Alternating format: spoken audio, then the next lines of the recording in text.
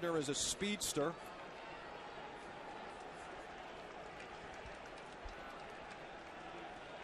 The Yankees replete with all-stars like Mark Teixeira, Alex Rodriguez, and Hideki Matsui, but they've had to fill some holes so far this year as Laz Diaz prepares to call the balls and strikes. Time to play ball as Halladay opens with strike one. Well, Jamie, as we watch this game progress, let's just count how many ground ball outs he gets. I think that if it's in a 27 outs, if he can get 13 of them, he's doing pretty good. There's one on 2 pitches.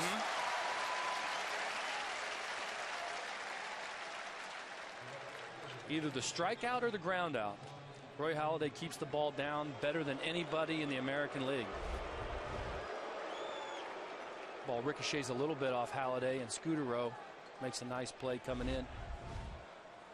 The number 2 hitter for the Yankees is the American League Player of the Week. Johnny Damon coming off a week in which he hit .419, 4 doubles in 7 games, had 5 home runs, 32 total bases.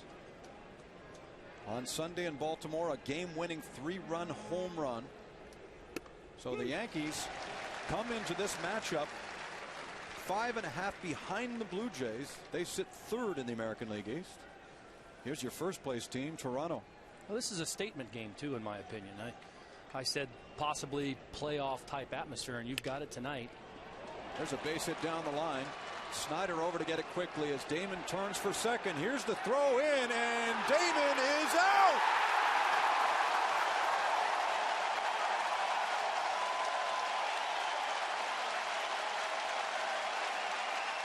Joe Girardi out quickly, too. Well, Damon, what he does best is put the ball on the ground hard, in play. Nice play by Snyder to pick the ball, turn around. Let's see if he's in there, though. Mike Riley at second base has got him out. Let's check out this angle here, Jamie. Does Johnny Damon's foot get in there before the tag's applied? It appeared to me that Damon was in there. If so, consider it a break for the Blue Jays, but nothing new from Snyder, who has done that a few times already this year. Throwing out guys from left field who are trying to stretch singles into doubles. And that one means that Mark Teixeira comes up here with 2 out and nobody on. And check the numbers on Teixeira, a 198 average. Well, the home runs are there. 7 home runs. Breaks his bat, pops it up, an easy play for Roland, and a 1-2-3 inning on 7 pitches for Roy Halladay. So he's finished in the first. Guess who's coming to take the ball next?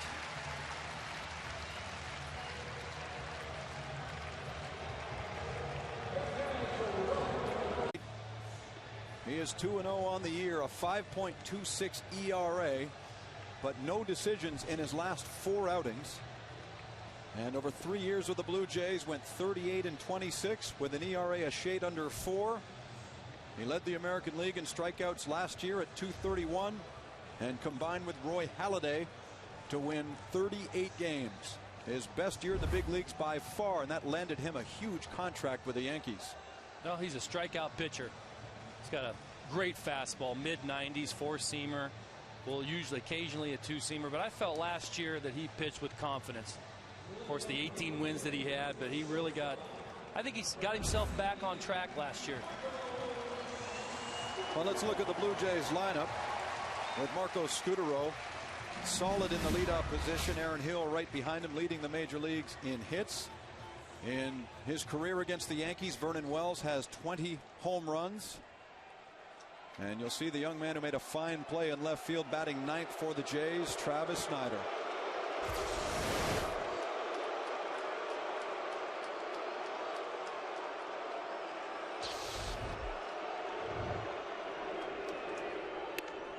Ball 1 to Scudero. Well, the crowd has sent a message. Marco Scudero said something to AJ there. Just kind of a playful banter between the two guys, knowing each other. Fastball in, kind of gave him a little look. Here's a ground ball to short. Pena is there, and he throws out Scudero. Ramiro Pena, a rookie, getting the nod tonight at short in place of the injured Derek Jeter. Yeah, it looks like Jeter's got some sort of oblique strain in his rib cage, so Payne's going to get the start at short. A-Rod is back at third base for the New York Yankees. Robinson Cano at second. Teixeira at first base. The old Blue Jay Kevin Cash behind the dish. Johnny Damon in left.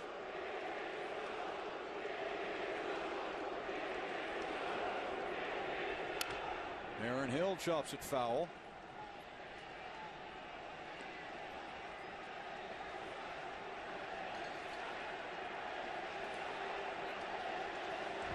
There's a man with 54 base hits this year. And right now he's riding a 7-game hit streak. In to face old teammate Burnett. One away, the 0-1 pitch, a breaking ball off the plate. And an interesting reaction from the crowd so far. They're applauding the balls, booing the strikes. Yeah, it is very interesting. AJ went on the DL a couple times. He had the old doff of the cap that got a lot of publicity where he was mocking the fans after they were booing him. And you know, it sets up for great drama, doesn't it? I mean, he's playing for the so-called evil empire of the New York Yankees now, and he accepted all that money to leave Canada. So it makes for good television, and it's an excellent matchup. Fouled back by Hill, 2-2. And I mentioned this during the pregame show. It was 8 years ago today. Burnett, then with the Marlins, threw a no-hitter against San Diego. He was a far different pitcher back then, though. Well, he's always had phenomenal stuff.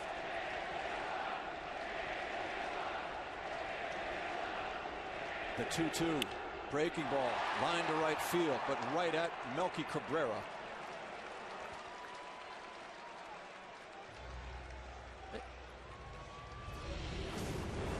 This was the day, May 12, 2001. Burnett walked 9 and managed to get the no-no.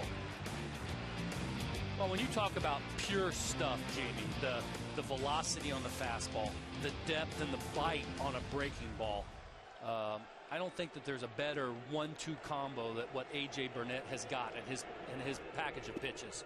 His curveball just drops off the table, and that fastball can be at times touch 98 miles an hour. So he's been one of these guys that's been a can't miss. You know, why isn't this guy winning 15, 20 ball games every year? The 1-0 pitch now to Rios, 2-0. Alex had himself a pretty good game on Sunday in Oakland, driving in 3 runs. He hit his 3rd home run of the year. Turned out to be the only run the Blue Jays needed in a 5-0 win.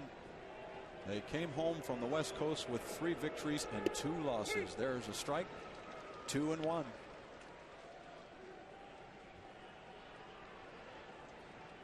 Alex Rios, as his manager states, still a mechanical work in progress. But when he gets it together, he's capable of some big numbers. Yeah, Alex Rios still in that 3rd spot. I think he's got the potential now to hit 30 home runs.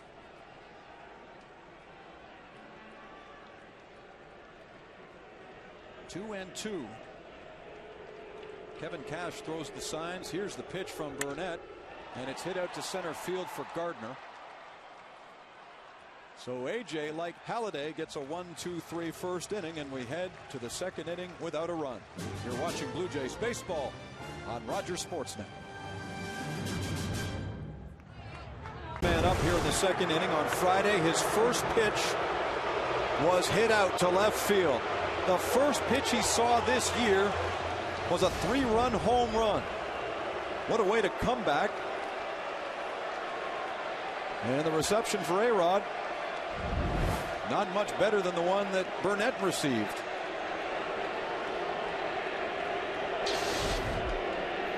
He faces Roy Halladay, who gets strike 1. In his career against Halladay, A-Rod's a .283 hitter in 60 at-bats, but he's only gone deep once. Well, I think a healthy Alex Rodriguez is absolutely huge in this New York Yankees lineup. Little chopper out in front of the plate. Barajas calls off Halladay, and A-Rod is gone.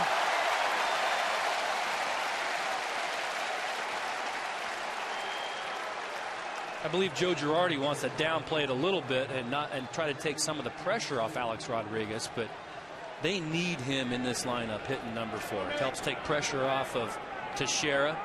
hopefully Teixeira can get some more fastballs in that third spot. And, you know, arguably one of the best hitters of all time is back in your lineup. And I think Joe Girardi of the New York Yankees are really, they're still missing their catcher, still missing a right fielder, but the pieces are starting to come together for them. And I think that's why that this is, in my opinion, a statement series for the Blue Jays. Hideki Matsui is the next man up. He looks at strike one. And as Ken Singleton told us before the game, he works with the New York Yankees television broadcast.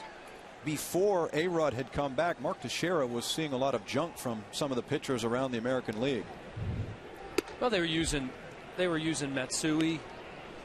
They were using Matsui at some in the cleanup spot. They were using Nick Swisher. So with A-Rod in there, they're going to, you know, you would think that they would see a lot more fastballs at that third spot. You wouldn't want to pitch around Teixeira to get to A-Rod.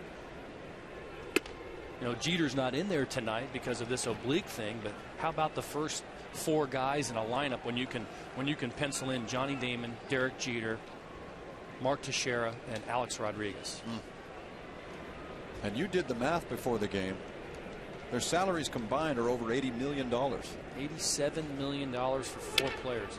Here's a bouncer to third. Roland charges the ball and throws out Matsui.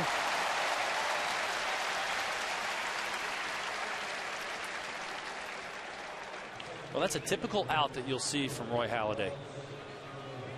A batter maybe expecting the ball in, or that cutter that comes inside, and next thing you know, he throws that 2-seamer away. Matsui just pulling off a little bit, pounding the ball on the ground, easy out.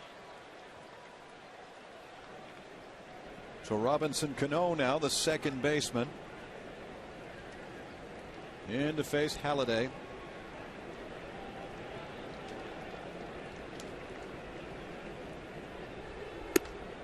I saw the same thing you did before the game. I passed by the Blue Jay clubhouse, looked in. It was empty because all the regular players were out taking batting practice. Halladay was in a chair staring into his locker in an empty, silent room. Yeah, the players in the clubhouse would call that game-faced. He was outstanding in his last start. That was Wednesday in Anaheim. Rarely challenged in the ball game. Went 8 innings, allowed 1 run on 6 hits. The Jays provided all kinds of support, winning 13-1. And notice the numbers against the Yankees, 15-5. He's not intimidated by this team at all. Oh, not at all. I don't think that Halladay's intimidated by anybody. I haven't been around. I've been around Doc some, but of late I haven't been around him. But that was, his focus is incredible. I don't know whether he was gearing up thinking that this was an extra special game or not, but tell you what, when I looked in his eyes today, he had the eye of a tiger. He was wanting to do some business on the Yankees tonight. 1-2 on Robinson Cano. Here's the pitch. It's on the ground, taken by Overbay. Halladay races to the bag, and a 1-2-3 second inning.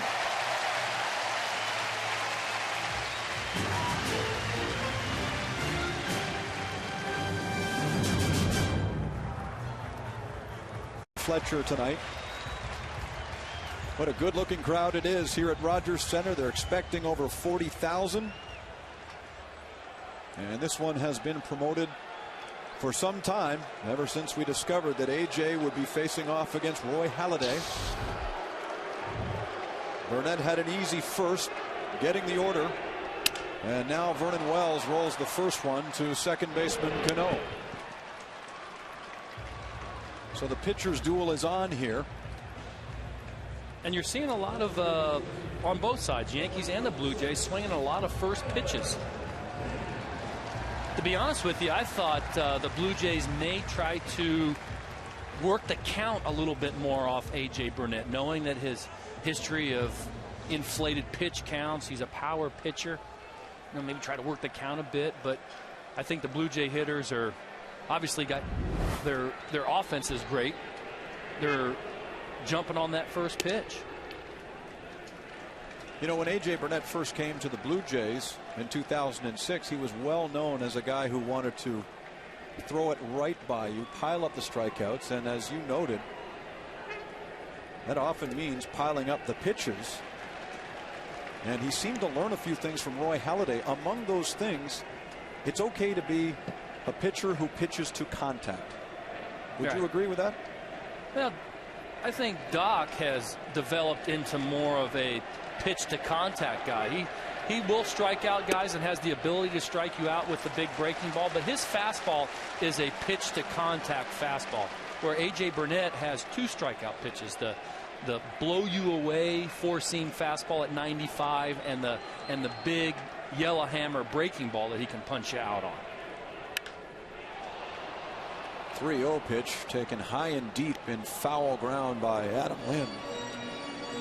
And a lot of the power pitchers, I remember when I would be working with younger players as they came up, I would always say, you don't strike the guy out on the first pitch. You've got to get to 2 strikes before you can punch him out. Why not pitch to contact the first couple pitches? 3-2. Boy, Lind is having a terrific year. He leads all designated hitters in runs scored, in hits, in doubles, and maybe more importantly in RBIs with 30. He has 12 more RBIs than the next best DH in the American League, and he's just drawn a walk against AJ.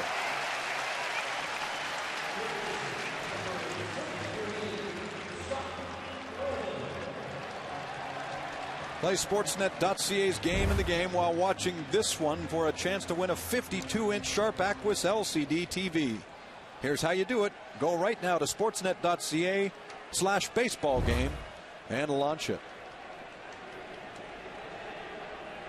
Well, if there's a man in this Blue Jay lineup that A.J. Burnett has not had a problem with, he's at the plate now. Scott Rowland is a career 0 for 18 against Burnett.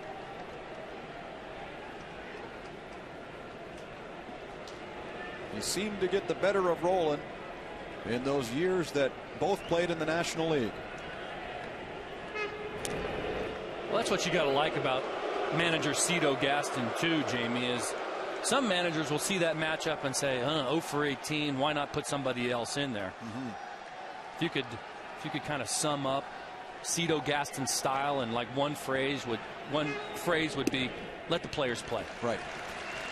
Because the man at the plate is the everyday third baseman. Let him play. He plays every day. Don't overmanage. Don't get too caught up in these numbers. Let him play. Maybe that 1 base hit that he gets is the 2-run home run in the 2nd inning. I mean, he still may end up being just 1 for 20, but it could be a big one. Here's the 1-1. Fouled away, a ball and 2 strikes. But the Jays hitters are being very aggressive early in the count. I mean, I'll get back to this point of, well, should we be aggressive or should we wait them out? And there's the old adage too, when you're facing a great pitcher or a guy that's got great stuff like A.J. Burnett, is that you want to try to get to him early and knock him out of the game early and don't let him get set in some sort of rhythm. So maybe the Jays hitters are taking that type of philosophy right now, is trying to get to him early.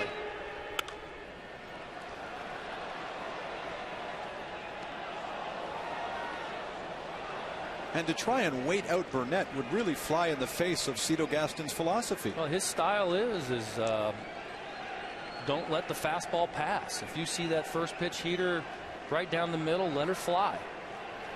1-2, 1 away. Lind at first. Here's the pitch on the ground. And Rodriguez drops it, tries to shovel the ball to second. A broken play, and Rowland is safe at first.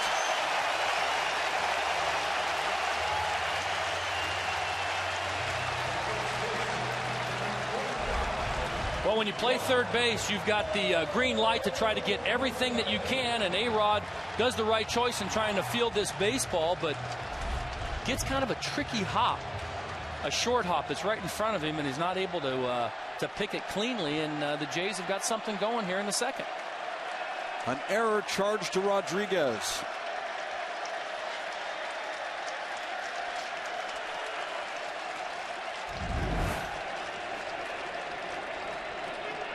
Two on, 1 out, and Overbay is the hitter.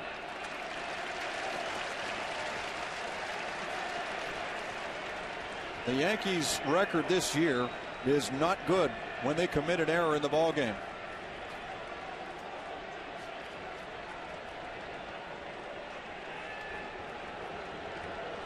One and 0 against Overbay.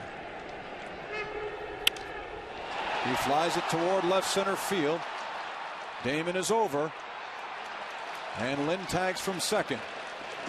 So Overbay flies out. And there are 2 away. Well, Adam Lind knows his scouting report. Johnny Damon in left field has never been known for his arm strength. So with a fly ball to left field, Adam Lind's tagging and going ahead and moving to third base with 2 outs. Of course, the player of the week in the American League with 5 home runs and 15 RBIs this week for Johnny Damon. Center fielder for years, moved to left field this year in New York. Here's Rod Barajas now. 2 gone, 2 on. Man at third is Adam Lind. And rolling at first, courtesy of the error by Rodriguez. And a roller to second. Pena picks it up, gets the force, and that's it. The Blue Jays leave 2 here in the bottom of the 2nd inning. Off to the 3rd, no score.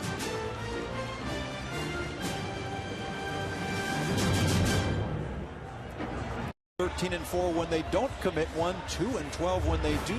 So we'll just throw that in your direction. Mark it down, keep it in mind, and we'll see how things go here tonight. It's the Jays and the Yankees on Rogers Sportsnet. Bodes well for the Jays in this 3-game playoff between the Toronto Blue Jays and the New York Yankees. This feels like a playoff game, doesn't it, Darren? Yes. I'm sticking to my statement series. That's all it is. It's a statement. Bottom 3 of the Yankees order coming up. Melky Cabrera, the first among them. He'll be followed by Kevin Cash and then Ramiro Pena. You can argue when you look at this schedule to this point, you can argue that it's been a bit of soft serve ice cream, really. That's a fair ball. And Halliday does the right thing, getting over quickly. And Cabrera's gone. This is the first, I think, legit contender that they have faced. I mean, you can say, well, Anaheim Angels or the Los Angeles Angels of Anaheim, okay, they're a good team, but going into this season, in the 09 season, everyone thought with all the money that the Yankees spent, they were going to be the top contender in the American League East. But they're 15-16. They're a game under 500, sitting 3rd. They're the most storied franchise, maybe in all sports franchises. It's always a big thing when you're playing the Yankees. And the Toronto Blue Jays really want to just tell that organization, the Yankee organization, say, hey, we're on top now, and you're going to stay down there by us putting a spanking on you for 2 out of 3. But they have Kevin Cash catching. I mean, my point is, yeah, they face some good teams already, the Blue Jays have. Everyone's saying that the season starts now. They've beaten the Angels. Had trouble with the Kansas City Royals, who are off to a good start. Right. They've beaten some decent teams to this point. But in the world of baseball, I understand. Yes. I understand. On the outsider looking in. Wave and a miss. Kevin Cash goes down swinging in his first game as a Yankee. And he's in because of injuries to not only Jorge Posada, but the other backup, Jose Molina.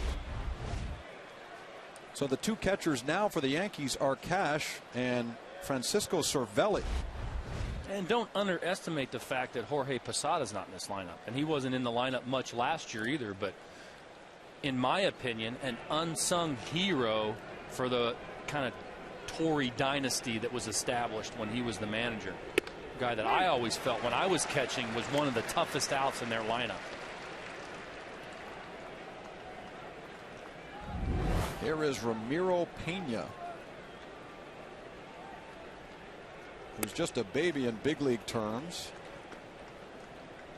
Made his first big league start on the 14th of April in Tampa Bay. Ranked by Baseball America as the Yankees' best defensive infielder in their minor league system. Aaron Hill goes to his right, throws out Pena, and gets Roy Halladay another 1-2-3 inning.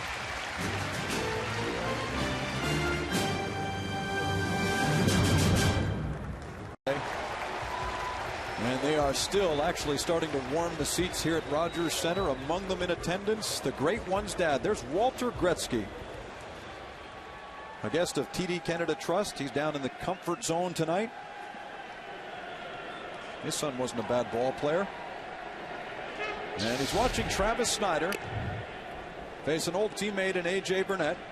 So far so good in terms of the starting pitching tonight. Roy Halladay has faced 9 hitters, given up a single to Johnny Damon, though he was thrown out by Snyder.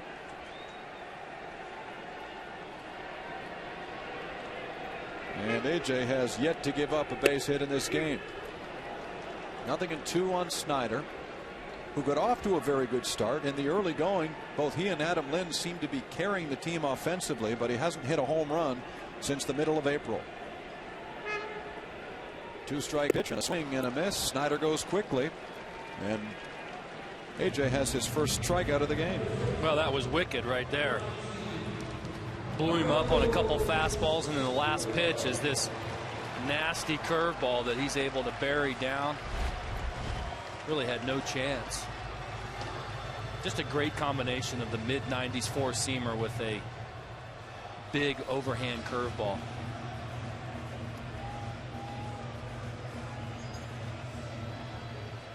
Mechanical difficulties for A.J. Burnett. Same kind of problems that Marco Scutaro had in Oakland. I didn't see that. Oh, that was funny.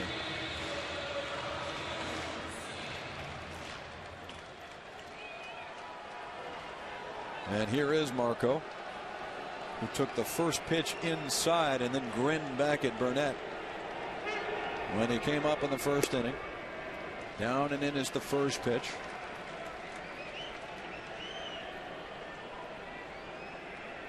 Scutaro this year leading the big leagues in walks. He's third in the majors with 32 runs scored. Has really played this role of leadoff man quite well. Absolutely. I believe he's been the catalyst for this whole offense, this early start that's been so great for the Toronto Blue Jays batters. 1-1 to Scutaro. And there's that good looking breaking ball in for strike 2. I wouldn't say, would you say that Marco Scutaro is your typical leadoff hitter? No, because I don't think he steals the bases. Doesn't steal the bases. I mean, you wouldn't. Sometimes I think some managers would say, I don't know if this guy's a leadoff hitter, but Cito sees leadoff in him, and it's been great. Takes a lot of pitches, works the count, good contact. I think that he hits well with runners in scoring position too. He's 2-2 here against Burnett. AJ's been a beast of the East, going 28-8 against American League East teams in his career. And he got off to a very good start with the Yankees, winning his first 2. But in his last 4 starts, does not have a decision. Has seen his ERA bloat to 6.66. He's allowed 5 home runs, and opponents are hitting .281. Well, he had that one bad start where he was in Boston on the 25th of April. Ball away. He only pitched 5 innings, but he gave up 8 earnings. That really hurt his ERA.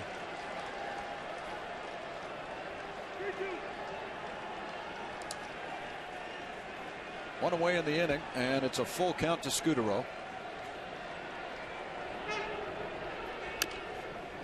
That's rolled out toward Burnett. Cash calls him off, and Scutaro, despite the head-first dive, is out.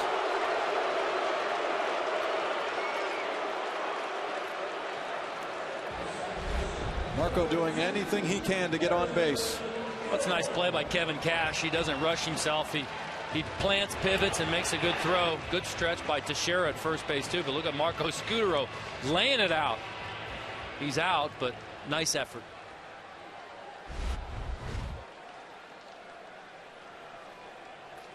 And so there are 2 away as Aaron Hill comes back. He lined out to right field his first time up. Sends this one deep to center field, but playable for Gardner. And AJ follows Roy Halladay's 1-2-3 with one of his own. We're through 3 here in Toronto. Still a scoreless game. I've decided to attend, and our thanks to those of you watching tonight on Rogers Sportsnet. We'd like to send a happy birthday out to Robert Hallsworth, watching tonight in Newmarket, Ontario, north of Toronto, as well as a belated 80th birthday wish to Clayton Miller in Paris, Ontario. Good game to tune into. It's Halladay against Burnett. 1 hit for the Yankees, none for the Blue Jays to this point. And a strike thrown to Brett Gardner, the leadoff man. Well, neither pitcher has blinked. In the first 3 innings, Jamie, no one has fallen apart where you've walked a few guys or given up a big hit. Both guys are coming out and throwing strikes, really pounding the strike zone. Roy Halladay refused all interviews leading up to this start. He did not want to get into a he said, she said kind of deal. As he gets a ground ball and covers the base. He's done that 3 times tonight. Now that's the 7th ground ball out early in this ball game. Like I said with the scouting report, Doc's going to record a majority of his outs on the ground. But Halladay, as you know, Darren, does not like to draw attention to himself, and he simply felt that it wouldn't be right to start talking up this game as a battle against A.J. Burnett. And so many people say that he was the mentor to Burnett over the last 3 years. Well, Halladay admits he was actually intimidated when A.J. first came to the Jays. As he faces Johnny Damon here, he felt threatened by him because, not surprisingly, Burnett's stuff is so good. Well, and that might surprise you. Well, this whole teacher-mentor thing, you know, A.J. Burnett's older than Doc, too. Typically, when you think of teacher-mentor, you think about the old Methuselah, and you climb the mountain and you ask the guy, well, what's the key to success in the big leagues? You know, Doc's younger than him. So in my opinion, this is how I see it. I think A.J. Burnett watched Halladay. They were kind of buddies, but A.J. Burnett learned a lot from Doc by just watching. Watching how he went about his business, not only when he pitched, but more importantly, what he did on his days off and how he prepared for each start on those 4 days that nothing's going on. Some guys just goof off. Doc doesn't. Doc's locked in on video. Doc's locked in on his workout, and I think that's what rubbed off on A.J. Burnett. 3-1 to Damon. And a leaping catch by Aaron Hill. Played that one perfectly.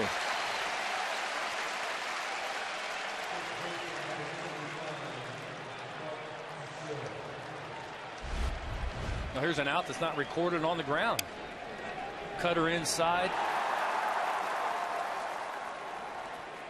Aaron Hill cheating that way too. As a second baseman, you're looking in at the signs and you're seeing that Halladay's going to throw that cutter inside, knowing that Johnny Damon will pull that pitch, cheats a little bit more to that side, positioning himself well. Aaron Hill's turned out to be a very good second baseman. Mark Teixeira's a good hitter. He just wouldn't know it by his start with the Yankees, hitting a .196. He does have 7 home runs, so the power is there. But so much is expected of Teixeira, who signed an 8-year contract for $180 million in the offseason. His first 100 bats just haven't been that good for the Yankees. I think this is the first time this guy's really struggled. He falls behind here 0-2. But Teixeira is pure production. You can't argue with this guy's numbers, and as time goes on, I think that he's going to have a fine year for the Yankees. 0-2 pitch, strike 3 called. Say goodnight, Mr. Teixeira. Boy, Halladay is just mowing him down now. He's retired his last 10 in a row. And when we come back, Rios leads off for the Blue Jays. A scoreless game so far. You're watching Blue Jays baseball on Rogers Sportsnet. Tomorrow and Thursday. So be sure to join us as Alex Rios swings and hits the first one over toward the wall in left field. He heads for second, and Rios leads off against Burnett with a double.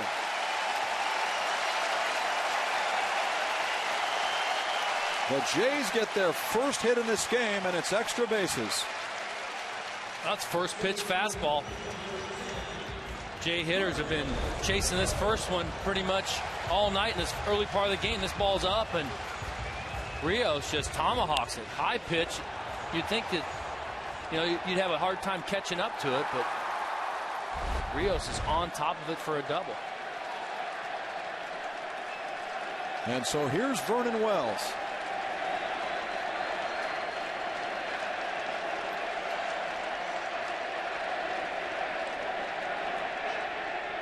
Vernon's numbers with runners in scoring position, and we've touched on this the last week or so, are not flattering at all. Just a 191 average. Even worse when there are less than 2 outs, hitting a .154.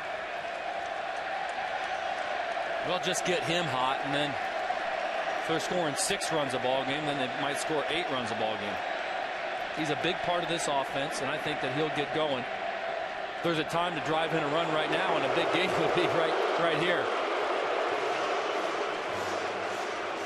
This is an interesting battery tonight, Darren, because Kevin Cash, who was signed as a minor league free agent in the offseason, likely doesn't have a whole lot of time beyond spring training working with Burnett. Yeah, it is a dynamic that's a bit interesting, especially with as hard as this guy throws his breaking ball. As a former catcher, you're just not quite sure what to expect when the ball's in the dirt. You don't want one to get away from you. And right there. Swing and a miss, and Rios stays put at second.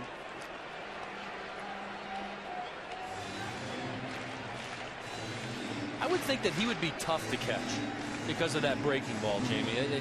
He throws a lot of them, and it's such a hard breaking ball, and a lot of them he's trying to bury into the dirt. And as a catcher, anytime there's a lot of balls in the dirt, it doesn't make for a fun night. And the 1-1 swung on and missed, and that's nasty. Yeah, that was a little shorter one. I've noticed A.J. Burnett's dropped his arm angle just a hair, and he's shortened up his breaking ball. Most of the time you see him throw this kind of 12-6, but this little hybrid curve here where he dropped down and was a little less break, almost like a slurve.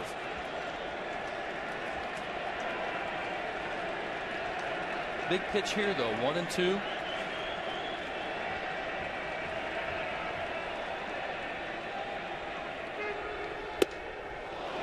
That turns Vernon around, 2-2, and these two have kept in touch since Burnett left for New York. They frequently speak by way of text message. Well, you think they asked him, what would you throw me 2-2 with nobody out and a man on second base? I don't think so. Not at all. I think as a hitter here, you're just trying to protect the plate. You'd love to be able to hit something to the right side to move Alex Rios to third, but typically with 2 strikes on you as a batter, all bets are off. You've just got to basically put the ball in play, forget your situational hitting, and try to hit it hard someplace. Very tough to protect against a guy like Burnett because he could blow you up with the fastball or this really tight breaking ball. And there's the heater in. Vernon Wells is a very good breaking ball hitter. A lot of people don't know that. You'd think 4th place hitter, Vernon Wells, he's all over the fastball, but a very good off-speed hitter. Rios on second with a leadoff double. Let's see what pitch they go to. You can go fastball in or this breaking ball. Let's see what A.J. wants to do. He's setting up inside. 3-2. Up high, ball 4. First and second for the Jays.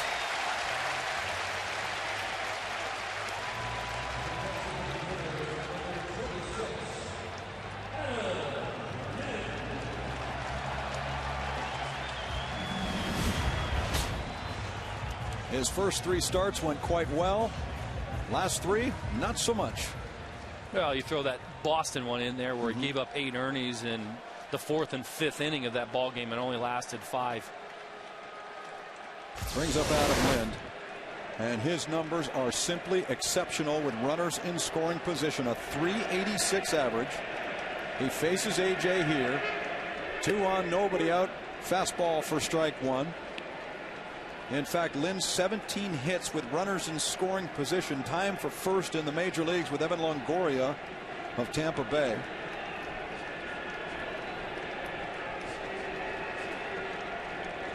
Behind in the count, 0-1.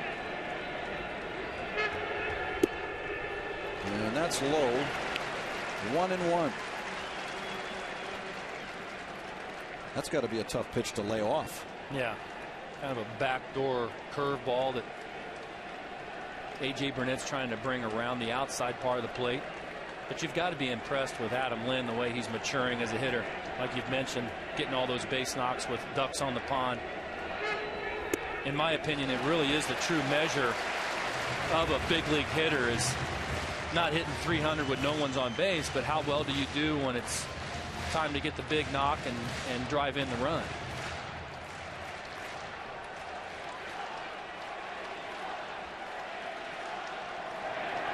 Lessons learned from Cito and Gene Tennis. And Adams putting them to work now. 2-1. Here's the pitch. Down at the knees. 3 balls and a strike. AJ's in danger of loading him up here with nobody out. Well, this is the first little few batters here where AJ looks a bit rattled. When things start going bad for AJ, it's a lot of pitches and missing the strike zone by a lot. Not just a little bit, but pulling the ball down and in, breaking ball in the dirt, fastball, you know, over the guy's head, and we've seen that in this at bat. That ball was foul, and that was ball 4. That was ball 4.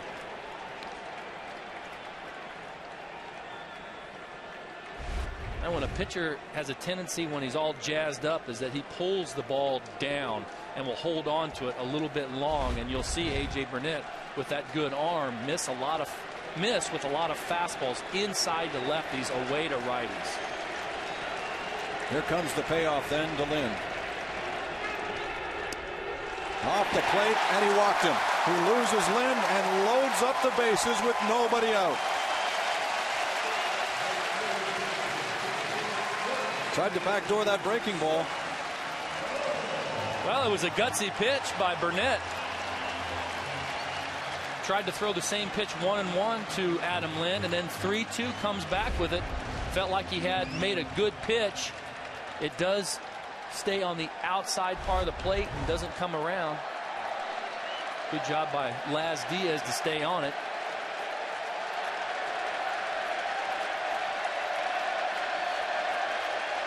But here we go, Jamie. Big inning right here if the Jays can tack on a few.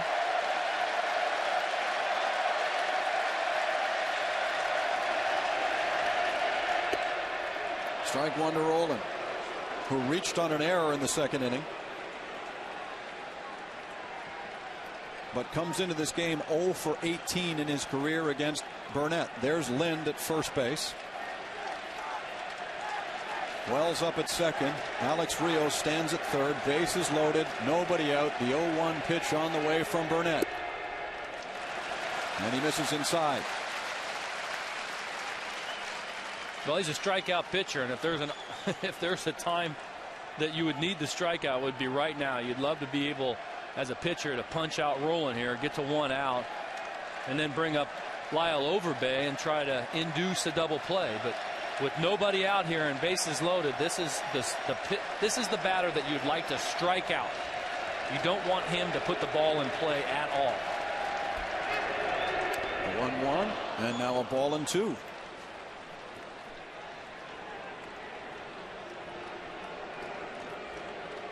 With some guys, you would, with bases loaded, nobody out, as a catcher, you would go out to the mound and say, well, let's just minimize our damage. It's not that they're going to get some, but let's just keep it under 1 or under 2 if we can. With a guy like AJ Burnett that has the opportunity and the stuff to be able to punch out 3 guys in a row, it's a little bit different. It's a little bit different when you're calling a game too. He's got to go for the strikeout here, probably a breaking ball. And he went for the fastball in and missed. That fastball should have been inside, and he missed that pitch right down the middle. Scotty Rowland would probably love to have that one back, but that's not where the location needed to be for him.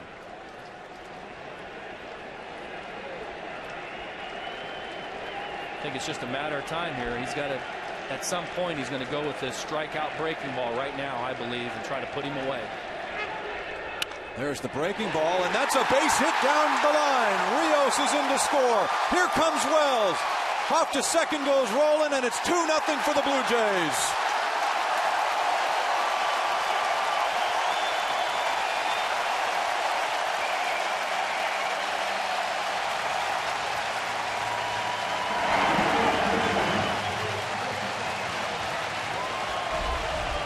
A good piece of hitting by Scott Rowland. Fouled off the fastball and got the breaking ball. able to place it down the line, hit it hard enough to get it past A-Rod. Couple runs in. Advantage to the Blue Jays early on here. Dave Island is New York's pitching coach. He's out for a quick chat. Still no one out here in the 4th inning. The Blue Jays have gone double, walk, walk, and now double. Roland's 9th two-bagger of the year. RBIs number 18 and 19.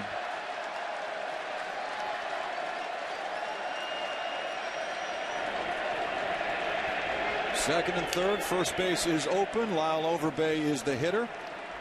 Well, going back to Roland's at bat, he did. I think he set up A.J. Burnett there. After fouling off that fastball, he knows as a veteran player, Jamie, that he's going to go for the punch out. He's going to try to strike me out right here. I'm looking breaking ball. I'm just gambling 1 and 2. He's giving me the hammer, and I'm looking for it and just spitting on the fastball. He got it and hit a big double. That's a veteran move. That's fouled away. 0-2 on Overbay now. I know it was hung a bit, but a lot of veteran players in big situations will look for one certain pitch and just gamble and hope that you get it. And if you get it, he's going to bust it.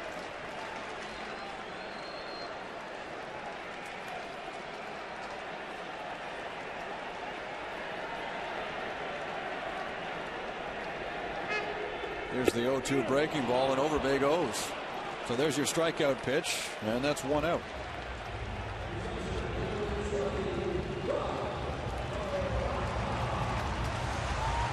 You know, we've known this about AJ for the 3 years he pitched here, but with the bite on that breaking ball, Adam Lind has to be aware of things over at third base. Yeah, he could get away. No question. He could throw it 50 feet and bounce over Cash's head. 1 down, Rod Barajas up.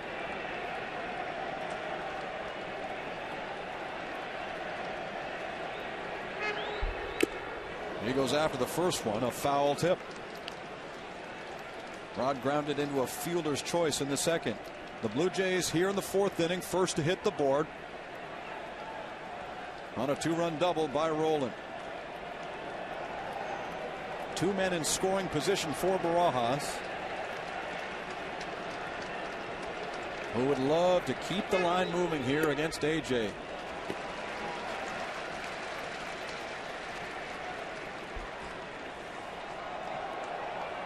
Travis Snyder's on deck for the Jays. He was handled easily by Burnett, striking out in the 3rd.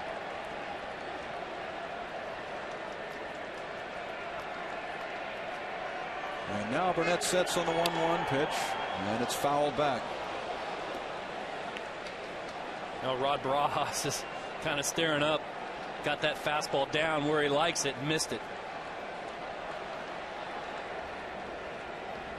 Now you're in that same count now. There's 1 and 2, and it's a pitcher's count where you can do a wide assortment of things to you, with buzzing you with the fastball in or throwing that breaking ball away. You really, as a hitter, need to have up the plate and just pick a half and guess and see if it's going to be in that spot.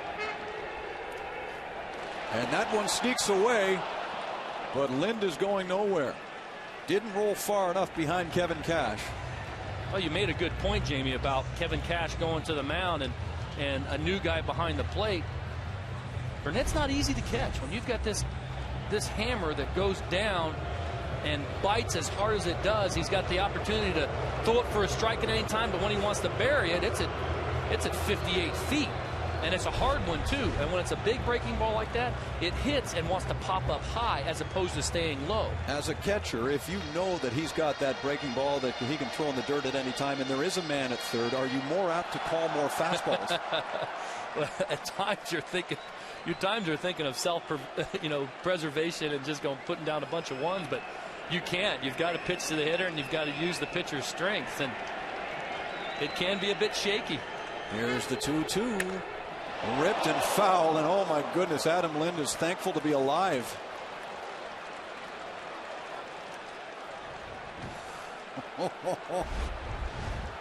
That's a fastball inside, and Barajas spins on it. Look at this. Whoa. Get down. That was heading right for his coconut. He actually got a high five from Nick Leyva over there, coaching third. Yeah, Nick Leyva saying, thank goodness that was you. I don't know if I would have got out of the way of that one. So A.J. tries again on 2-2. And Barajas heads this one toward right field, falling quickly, but Cabrera makes the catch on the run, and now Lynn tags. He's coming home, and he scores. Kevin Cash can't pick up the baseball. It's 3-0 for Toronto.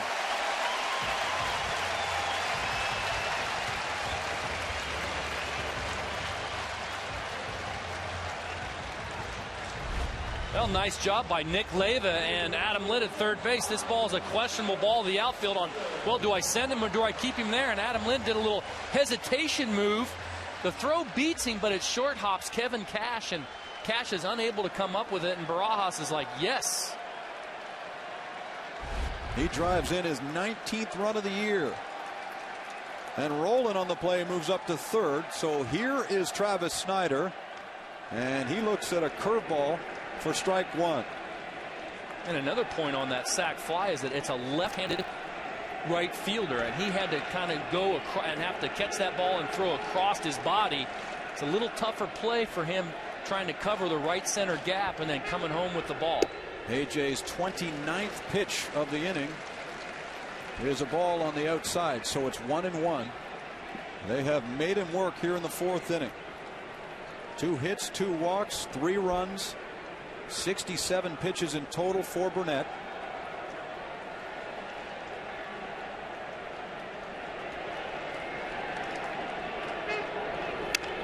Runs it in, and it's fouled away by Snider. And part of the Blue Jays game plan, quite obviously, Darren, is trying to get to the bullpen as quickly as possible. The Yankees bullpen this year, for the most part, with Mariano Rivera as the exception, has been awful. Well, they lost Bruni. Marti, that they picked up in a trade from Pittsburgh Pirates, is not available. He's hurt. 2-strike pitch, a swing and a miss, and Snider strikes out for the second time tonight. But the Blue Jays get 3 in the fourth and lead AJ.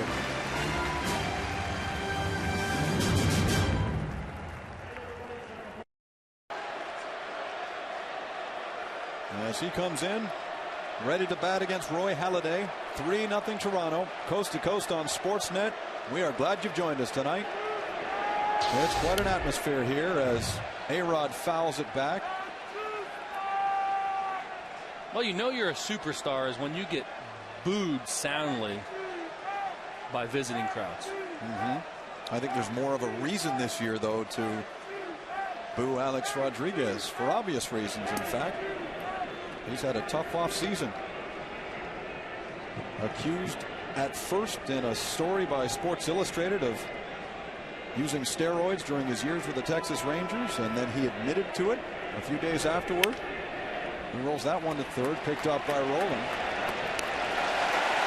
It's kind of funny. He comes into this game in particular as a bit of an afterthought because of the Halladay-Burnett matchup. Yeah. A lot of telecasts, you'd be talking about him exclusively, with him coming back on Friday, hitting that 3-run home run, and what he means to the New York Yankees lineup, him healthy. And frankly, Darren, Manny Ramirez has really done A-Rod some favors by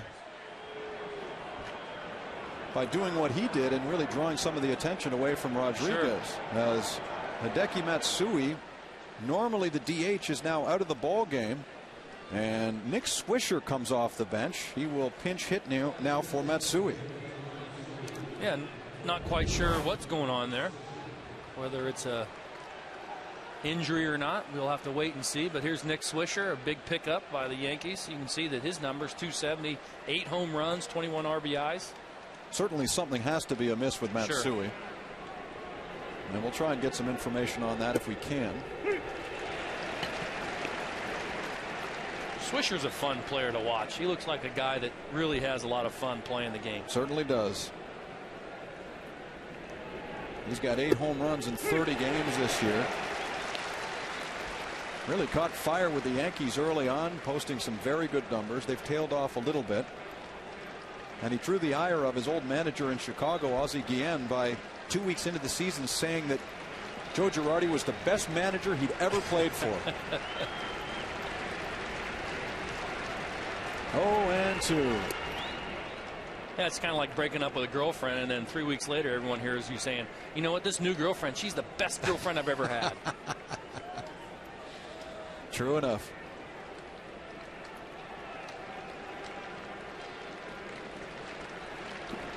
One ball and 2 strikes.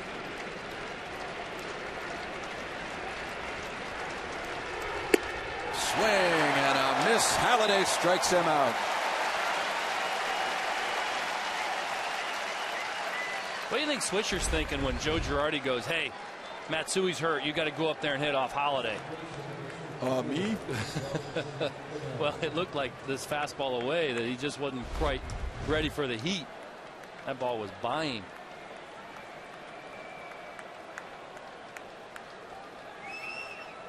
Halladay is no walk in the park, even when you've completely stretched and watched video and prepared for 4 hours to face him. Well, let alone just getting the call 5 minutes before. Here's Overbay, and he says, don't worry about it, Doc, I'll take it this time. And now Halladay has faced the minimum 15 batters so far. It's the ultimate baseball experience, featuring 100 out-of-market games every week live on your computer. For details, please visit BlueJays.com, where baseball is always on.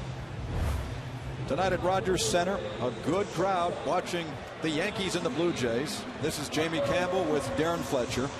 We'd like to send out our best tonight to the family of Eileen Murray in St. John's, Newfoundland. Eileen never missed a Roy Halladay start and passed away on Saturday at the age of 78. Wouldn't she love this one? As Halladay has needed just 45 pitches to get through 5 innings. And Marco Scutaro tags the ball to center field. Gardner backs up and makes the play, so Scudaro's gone with a first out here in the bottom half of the 5th. Well, if you're going to compare and contrast Roy Halladay with A.J. Burnett, I mean, Halladay really pitch to contact fastball, doesn't miss his spots very often with this heater, always lives on the corners. A.J. Burnett fastball, power pitcher, 95, can get away with missing down the middle of the strike zone because he throws so hard. And you've seen that tonight, where you've seen him miss location now and again, and in that 4th inning missed a few times, and the Jays hitters made him pay. Very similar in many ways, very different in many ways. Yeah, different in the fact that A.J. Burnett pitches a little bit more to the heart of the strike zone. Burnett might throw 40% four-seam fastballs. You'll never see one from Halladay. Nothing is straight.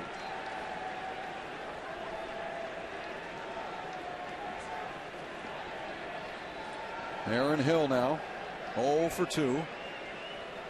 The Major League's hits leader. And this one headed for center field. It dumps in for a base hit. So Aaron then stretches his hit streak now to 8 games. Give him 55 hits on the year. And you're not the only one shaking your head when facing Hill, Mr. Burnett.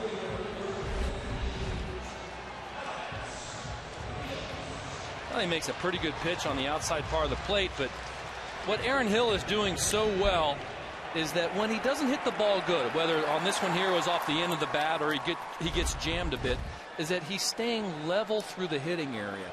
And as a hitter, if you can stay level, even on the pitches that you don't quite center up perfectly, you give yourself a chance to get a base hit.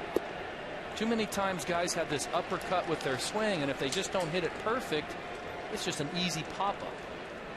Aaron Hill staying on top, compact swing, head is always down. I can update you now on the injury to Hideki Matsui. He's out of the ball game with a tight right hamstring, replaced by Nick Swisher. Here's a chopper down the line and foul by Rios. We know this much about the Yankees, Darren. They're old.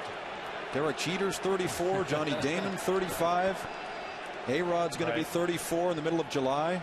Matsui himself is 34 years of age. I don't know what the numbers are. I know last year they were the oldest team in Major League Baseball, and they've added a few here or there from last year, so you know, it's a good point.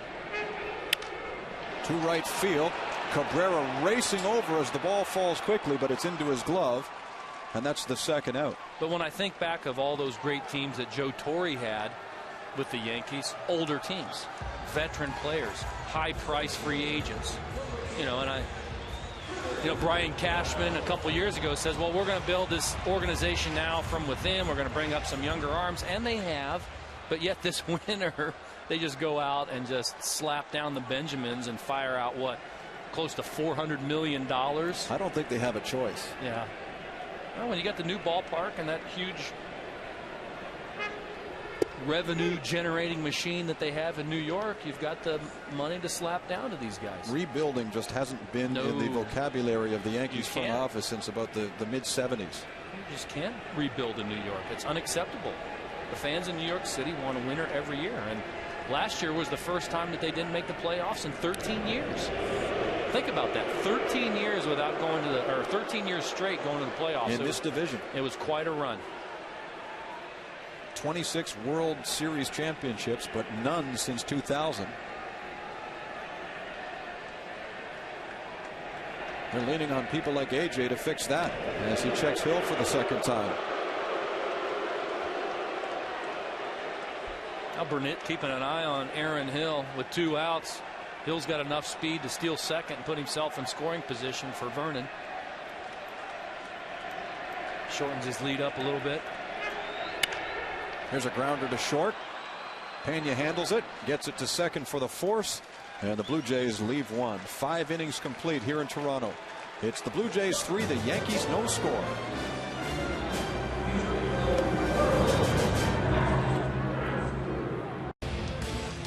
Time to kick off the 6th inning here at Rogers Center in Toronto. And so far, Roy Halladay has bettered A.J. Burnett, both in the number of pitches thrown, hits given up, and more importantly on the scoreboard.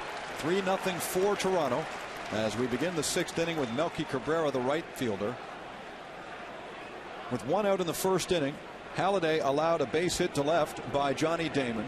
Damon tried to stretch a single into a double, as that's popped up and out of play, but was thrown out by Travis Snyder.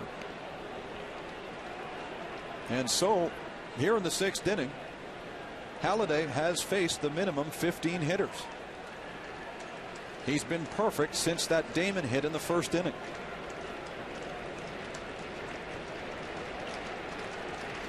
You said he was locked in before this game, Darren. You weren't kidding. Well, it's classic Doc, isn't it? Yes. I mean, really, the ground ball outs, mixing in a strikeout here or there. Really just a methodical, workman-like effort every time out. And I really think a bargain at $30 million over the next 2 years. A bargain.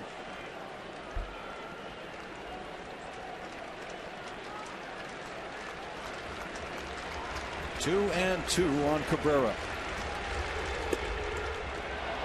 Now a full count. Well, you see how Doc just doesn't give in. He just lives on the corners with that 2-seamer away, trying to nibble away, cutting the ball in. And 3-2 here as a hitter. You have no idea what's coming. He can throw you a fastball, or you can throw you this little cutter in, like Barajas just called, cutter away, backdoor it. He waits for the ball to come down, hurries to throw to first, and gets Cabrera by a step. Those often go for infield singles, but it just didn't bounce high enough for Cabrera. Well, Doc looked like a middle infielder there, how he's able to catch it and make a good exchange into his throwing hand. Watch this, kind of a quick get rid of it like you're turning 2. Who says pitchers aren't athletes? Look at that play.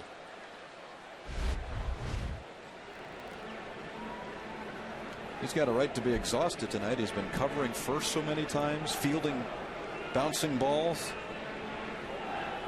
And he faces Kevin Cash now, who struck out in the 3rd. Cash in his first game with the Yankees after injuries to Posada and Jose Molina have forced the Yankees to go out and find people to catch the baseball.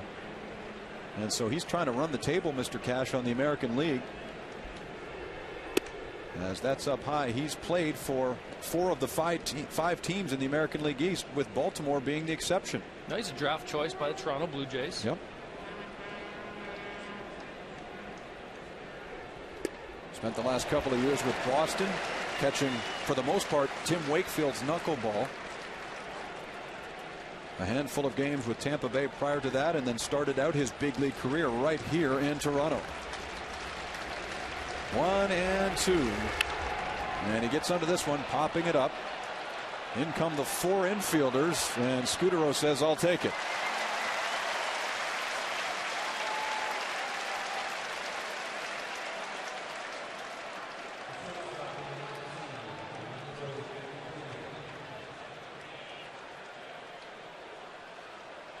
Well, kind of a moral victory for the Yankee hitters there. They were actually able to get a ball in the air. Good point. Well, I mean, Doc just keeps the ball down so well.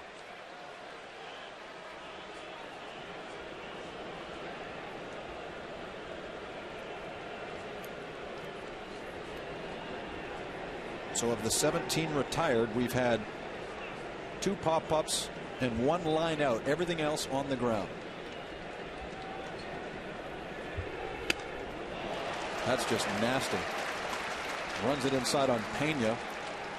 And the movement, too. Now, there was a time, if you were to compare and contrast, you know, Halladay and Burnett were a lot alike early in their career. When Doc was young.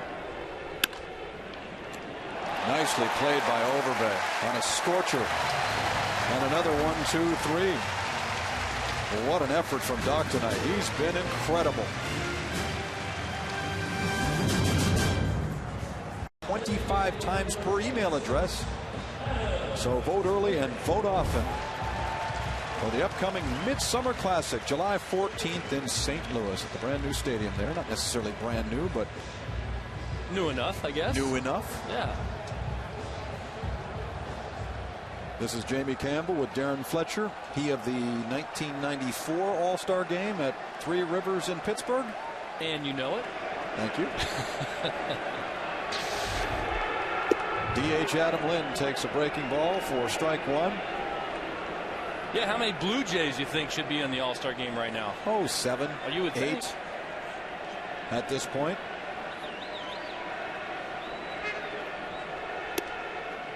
And it's National League rules, so Adam Lind would have a tough time being a designated hitter. But his numbers are certainly All-Star worthy at this point. Absolutely.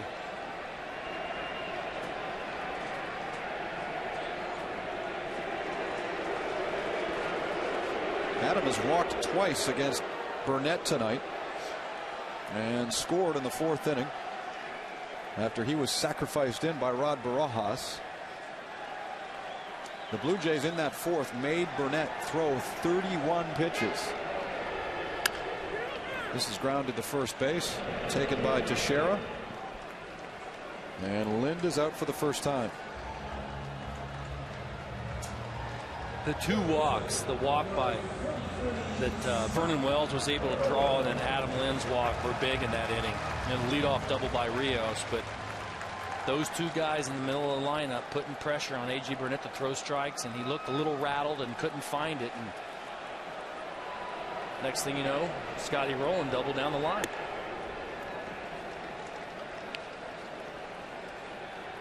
And what a time to break out of an 0 for 18 against A.J. Burnett. Yeah, weren't we talking about, well, 0 for 18, a lot of managers would say, you know, I want you to take a break on this one. You don't seem too well. Let the players play. He has, to this point, the most important hit in the ball game. A double that scored 2 with nobody out in the 4th inning. They'd add 1 more and lead here 3-0 in the bottom of the 6th inning. The 2-0 pitch from Burnett is fouled back and out of play. AJ was receiving text messages from some of his old teammates yesterday because the Yankees, like the Blue Jays, had a day off. They got into town yesterday, and a bunch of the current Blue Jays wanted to take him out for dinner, and he said absolutely not.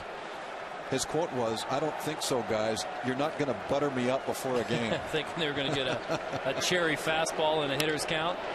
Into center field, another base hit for Rowland. And it's official, Darren. You can throw career numbers right out the window. because that's 2 hits for Rolen tonight against Burnett. Well, Rolen in batting practice this afternoon when I was watching, he was really working on staying short to the baseball with Gene Tennis, the hitting coach. And when a guy throws 95 miles an hour, you can't afford to take a long swing. And Scott Rolen has always been known for his powerful, compact stroke. Here's Lyle Overbay then. Please join us again tomorrow for Game 2. Jays Connected comes your way at 6:30 Eastern, 3:30 Pacific. Andy Pettit on the mound for the Yankees. Scott Richmond for the Jays.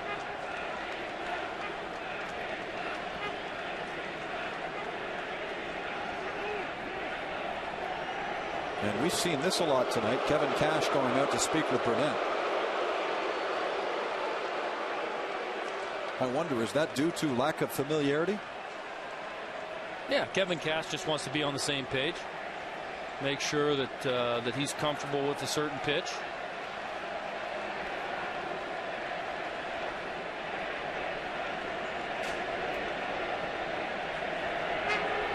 The pitch down low, 1-1.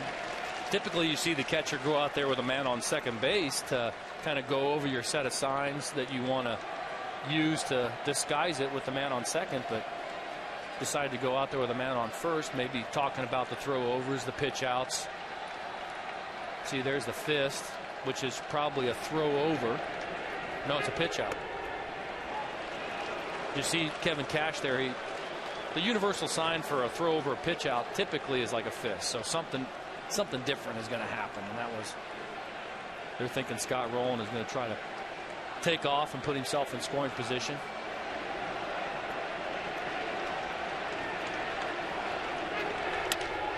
Ground ball, and Cano leaps and throws to second. What a stylish double play that was. You'd think we were at the ballet tonight. Great play. And it's an inning ending 4-6-3. Boy, they made that one look pretty. Still 3-0 for the Jays. We're off to the 7th after this.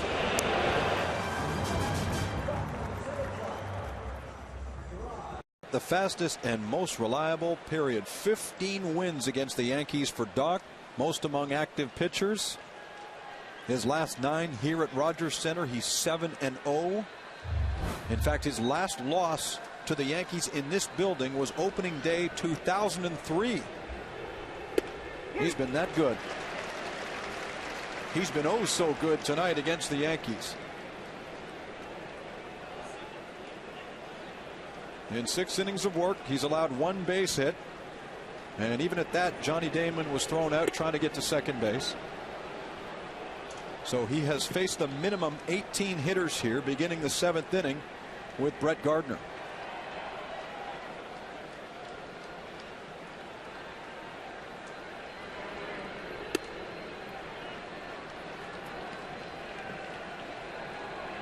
When I watch Doc pitch, the one word that comes into my mind is carving. You understand what I mean by carving? I do. Carving up the hitters with his stuff. The slicing cutter on the inside part of the plate. The sinking heavy sinker that he uses. I fully expected that kind of terminology from you, Mr. Fletcher, knowing how much you love the buffet table. Yeah. Slicing and carving. He's doing that right now. 2-2 on Gardner. And he watches that one sail foul.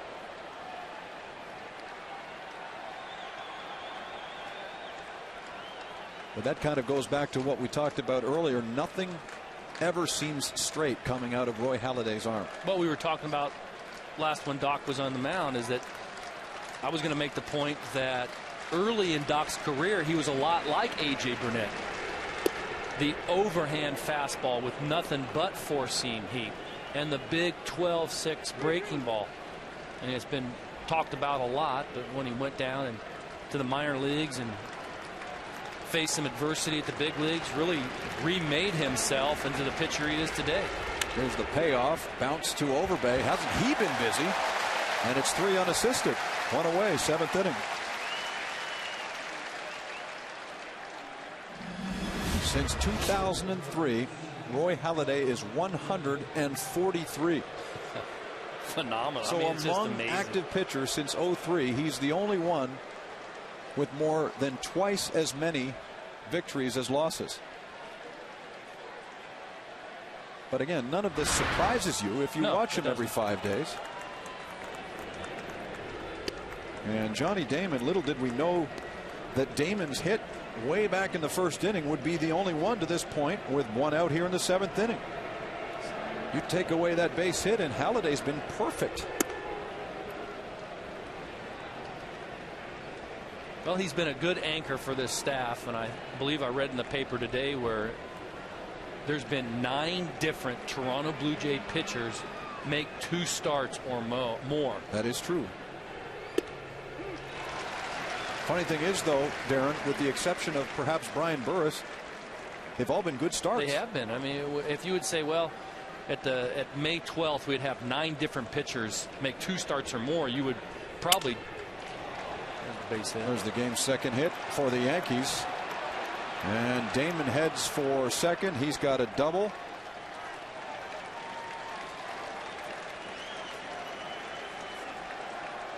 And believe it or not, Johnny Damon now has at least 1 extra base hit in each of his last 8 games. He's been red hot. He's been the American League's best hitter this past week, and really the only guy that Doc hasn't been able to get out. Damon is even his out was a line drive that Aaron Hill made a nice play that he jumped up and caught.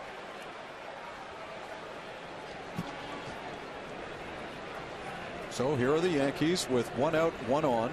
Mark Teixeira certainly capable of bringing them to within 2, and he yanks that one foul. Boy, that ball is crushed, but well out of play. And it's funny, we suggested that you throw out the career numbers, Rolen facing Burnett.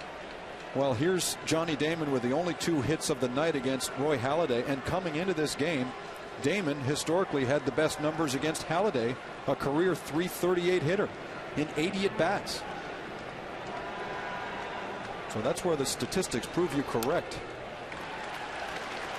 And now Teixeira up there hoping to try and earn some of that $180 million that he's making over the next 8 years. But his numbers have been horrible with runners in scoring position, just 192. Hitting just .083 with runners in scoring position and less than 2 out. That's the situation here. 1 and 2.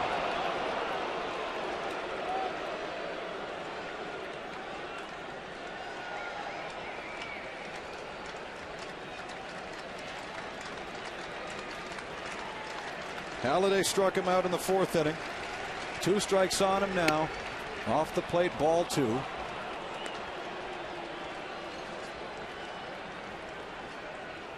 One out in the 7th, and Halladay's pitch count is only at 71. Well, I don't think Doc's going to play around with him too much on the inside part of the plate. If it's a cutter, Barajas is saying, hey, this is you. What do you want to do? This is your pitch. Might be a backdoor cutter. Yep. Got him. Got him. He strikes out Teixeira for the 2nd time.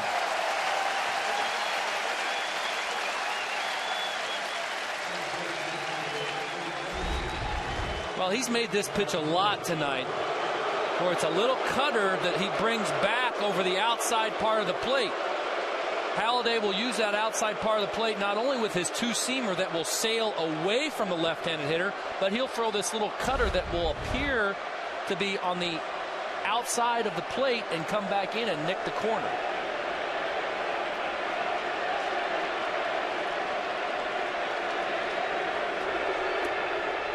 We don't have to tell you who's up there. Yeah. The crowd did a nice job of that. It's like, and now batting Alex Rodriguez. Boo!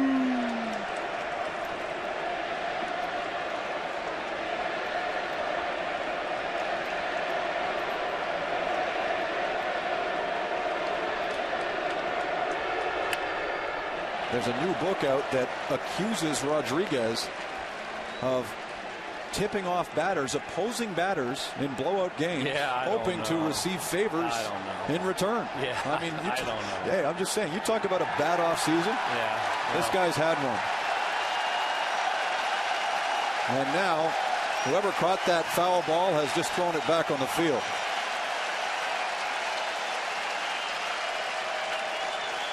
I'll tell you this much about Alex Rodriguez, though, Jamie. That year that he had in 07, where he hit about 50 taters and 150 RBIs, was one of the best seasons I've ever seen a third baseman or anybody have. Just a phenomenal year. And after that year, everything else is a step down. 1-1. Now 2 balls and a strike. 43,737 in the seats tonight.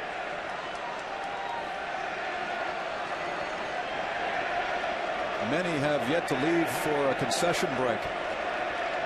It's been far too entertaining of a ball game to turn away from it. And the big reason is that man right there, Roy Halladay, has been lights out. Just 2 hits for the Yankees, both from Johnny Damon. He's at second after a double. 2-1, and a ground ball that gets through, a base hit for Rodriguez. Snyder is up and throwing, and in comes Damon with the Yankees' first run. Make it a 3-1 game, and Damon's knocked in by Alex Rodriguez. Well, this is what Alex Rodriguez does, is he's able to drive in runs with man on second base. Breaking ball down, he stays on it and shoots it through the hole. Snyder's got a good arm. He comes up gunning. It's just going to be late. But that's what Joe Girardi wants, is he wants this guy to be healthy and in the lineup every day. If the Yankees have got any chance at all in this American League East, they need Alex Rodriguez to be healthy and putting up big numbers. That's just his 3rd hit since coming back on Friday, and 4th RBI. The other 3 came in that first pitch home run in Baltimore, as Nick Swisher, the new DH, takes strike 1. Swisher pinch hit for Hideki Matsui in the 5th and struck out. Matsui's gone with a right hamstring strain. So Swisher, who did not intend to start this game, is now batting against Roy Halladay with Rodriguez at first and 2 away. He's well known to strike out a ton. And here he is behind 0-2. Halladay with 78 pitches, 21 here in the 7th inning. Just trying to get out of this, giving up the lone run.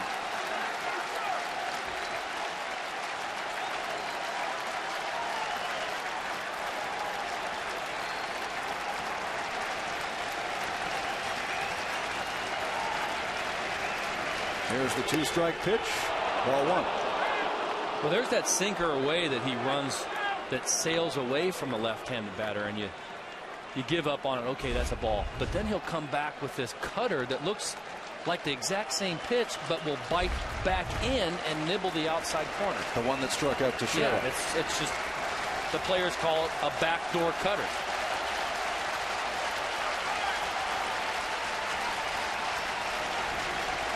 Rojas sets up inside, and there he goes, a strikeout of Nick Swisher, and that's it for the Yankees. Rodriguez left at first after he drives home their first run. Halladay's keeping the Yankees under control tonight. It's 3-1.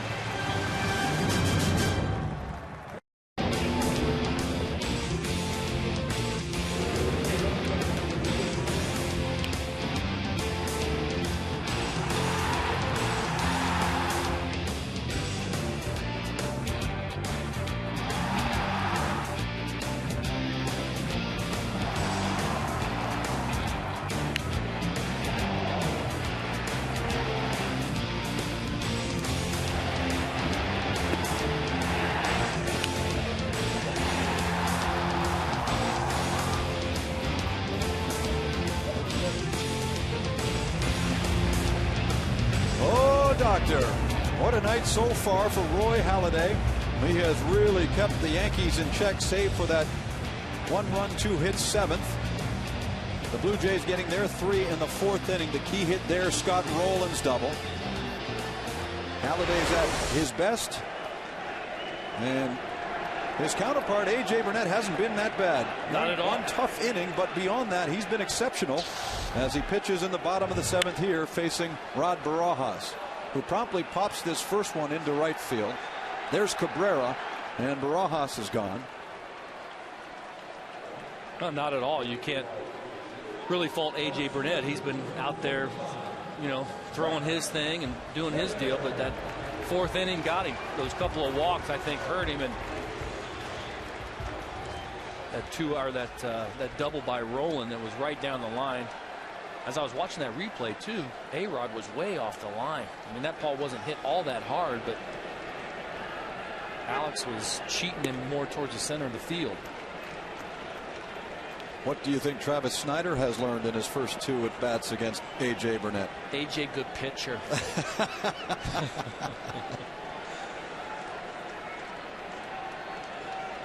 Good to have you back, Darren. It really is. There's a base hit to left field. The kid comes up with a knock here. 1 out in the 7th inning.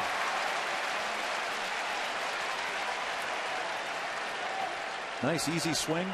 Yeah, got himself a fastball. Was a little late. I don't know if he was wanting to take it the other way, but yeah, he just got jammed but was able to stay on top and shot it the other way. I think Snyder was trying to probably pull this pitch, but was able to flip it out there.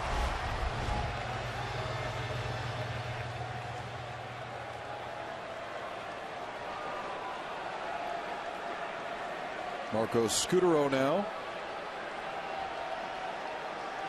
0 for 3. And he shoots this one up the middle. Cano takes it, steps on the bag, throws to first, double play, and that's the inning. After 7, it's the Blue Jays 3, the Yankees 1, and you're watching Blue Jays baseball on Rogers Sportsnet. Comfort. TD Canada Trust, putting you in the comfort zone.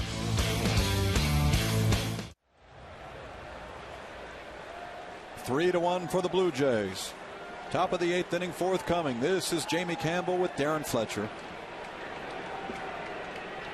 Thank you for joining us tonight on Rogers Sportsnet.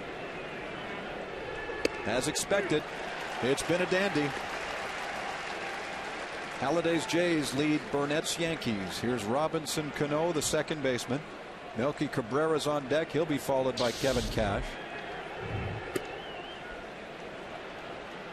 Let's wish a happy 80th tonight to Owen Cochran, who's watching in Hansport, Nova Scotia. That's just south of Wolfville on Highway 101. Lots of Blue Jay fans out there. 1-1 pitch, a broken bat floater. Scutaro takes it, and Cano's gone.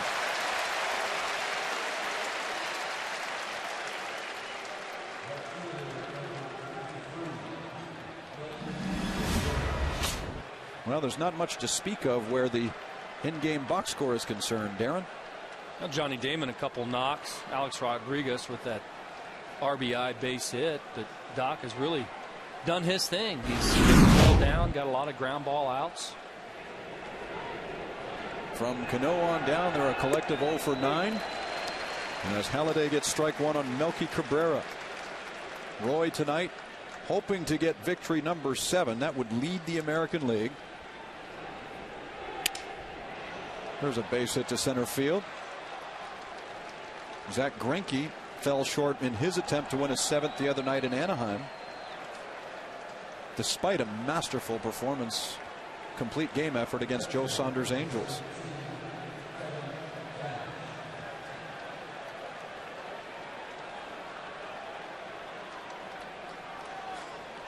That's the wildest thing about this start for Roy, Darren, is that he's 6-1 coming into this game, a 3.29 ERA. And most people around baseball won't call him the best pitcher in the American League right now. Well, I think he is. So do I. Here's Kevin Cash. Strike 1. And I'm looking at some of these graphics, and after 7 starts in 08 for Doc, he was 3-4. Similar ERA, and you're always consistent with Doc. But he's just getting the offense this year too, where they're scoring some runs. His support has been great. Over 9 runs. He was 3-4 at that time with 3 complete game losses too. Right. In fact, last April, a year ago April, he lost 3 consecutive complete games. Just couldn't get any run support. Here's Rowland. He goes to second for 1. Off to first, double play. Just what the doctor ordered. An easy 8 for Roy, even though he gives up a base hit. And so now the Blue Jays in the bottom of the inning will try and expand their lead on the Yankees. It's Toronto 3 and New York 1. You're watching Blue Jays baseball on Rogers Sportsnet.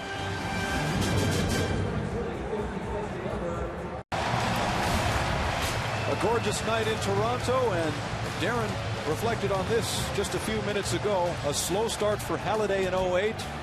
Nothing but sizzle here in 2009. Just 1 loss, and that came here against the Texas Rangers. Well, a slow start in the fact that he's only had 3 wins, but I think the stuff was very similar. You're going to get the same thing every day when Doc takes the mound. The big thing on that graphic was the run support. Jays are scoring over 9 runs a ball game when he's pitching. Last year was only 3. Of course, in this ball game right here, they've only got 3 runs, but the way Doc's cruising right now, it might be all he needs. Aaron Hill facing A.J. Burnett. Halladay in his first 3 home starts here allowed a combined 5 home runs and 13 earned runs. Tonight just 1 Ernie, as you like to call them, and no long balls from the second best home run hitting team in the American League, although I'm going to guess the stadium, the new one, has a lot to do with that.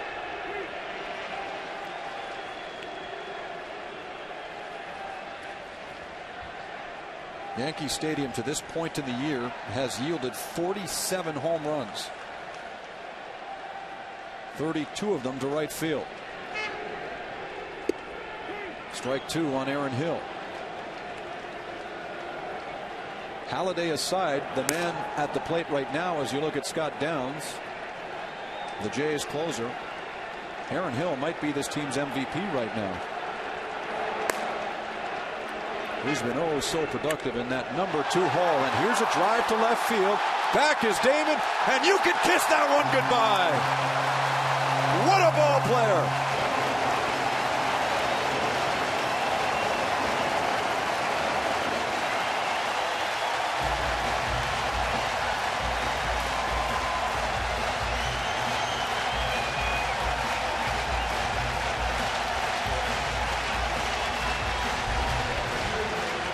A.J. Burnett, what you'll get is he'll miss his spots now and again, and he misses with a spot up, and Aaron Hill is all over it. And no doubter.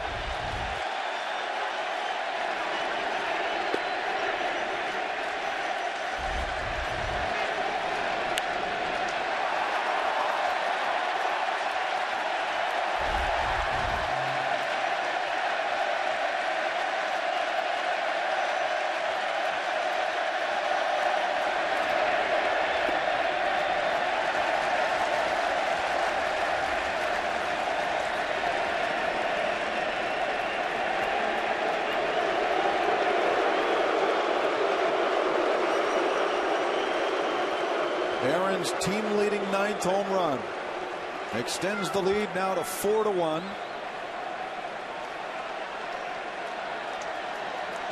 And A.J.'s right at 100 pitches.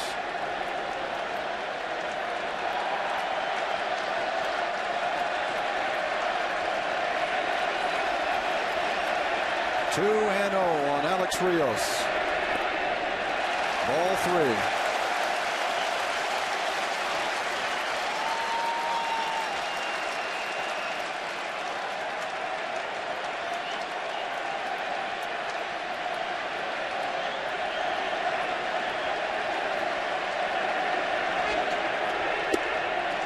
Take a walk, Alex. The Yankee pen is up. Looks like Jose Veras, the right-hander.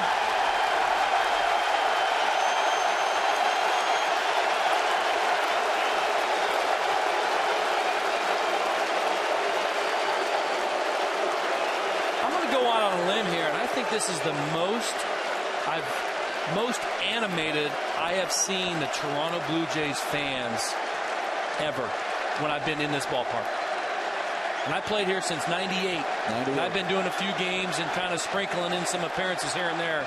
But this is the most excited and animated crowd I've ever been around in Toronto. They announced this crowd at 43,737, but I think they announced it before everybody truly got to their seats, because the upper deck in deep right and left field are full, or so it seems.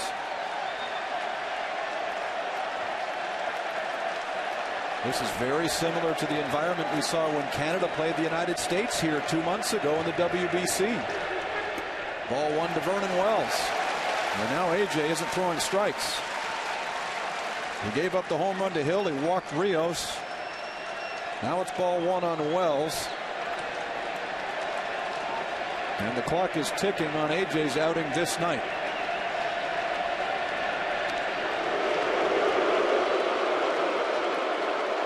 Do you think if AJ had a do-over, do you think that he'd like to take back the doffing of the cap mockery that he did? Oh, I don't think without a question. I think that's why the crowd is raining down the boos, is that they remember that. It wasn't the right thing to do.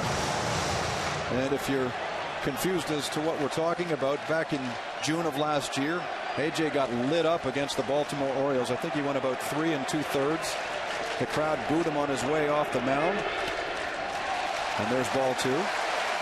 And he tipped his hat to a disgruntled crowd and drew a ton of criticism in the wake of that incident for obvious reasons. You know, oddly enough, he really locked in for the rest of the year. He did. He came out and apologized. I don't know if he actually publicly apologized. Or he said that it wasn't the right thing to do. There's the 2-0. And this flies to right field for Cabrera. And now Rios will have to hustle back to first. He really struggled at the outset last year in his first 16 games, going 6-7. And here is the situation. Let's take you back. This is a start here at Rogers Center in June against the Baltimore Orioles. He's got lit up. Rained down, and he did this. And it was simply uncalled for. Took some heat and then got back to work. Over his final 19 starts with the Jays last year, he went 12-3 with an ERA just above 3. And won 8 of his last 9 decisions. But he's playing for the other guys now. Well, in my opinion, you know, forget about the, sellout, going to the Yankees, whatever, the money, that's always going to happen in Major League Baseball. But that little move there has ignited the fans in this ballpark, and Toronto Blue Jay sports fans are very savvy. You know, this town is inundated with sports information all the time, and that clip was played over and over again, and everybody remembers that. And he was mocking the crowd, and there goes they're Alex. not forgiving him. No tag at second. They can't make the play there. They get Lind at first, though, but Rios was off, so he slides in safely to second.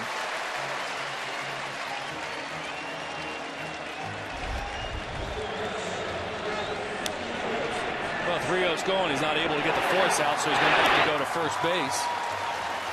Puts another runner in scoring position for Scott Rowland. Scotty Rowland with those 2 knocks. Started the night out, like you said, Jamie, 0 for 18, but now he's 2 for 20.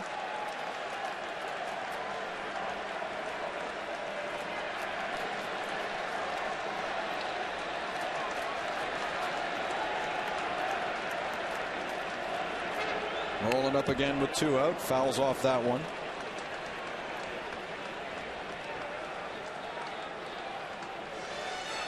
You would love to think, Darren, that a game like this one, with this kind of crowd, this kind of buzz, is the one that makes baseball really relevant again in this city.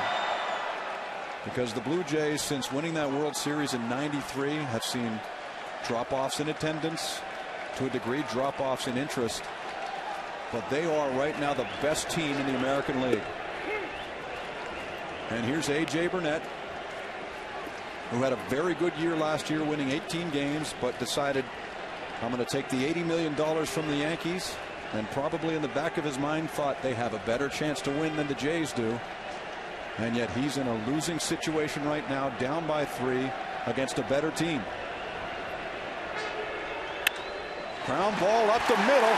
It's Mike Cash-Rios. Alex comes around. Make it 5 runs now. A 5-1 lead, Toronto.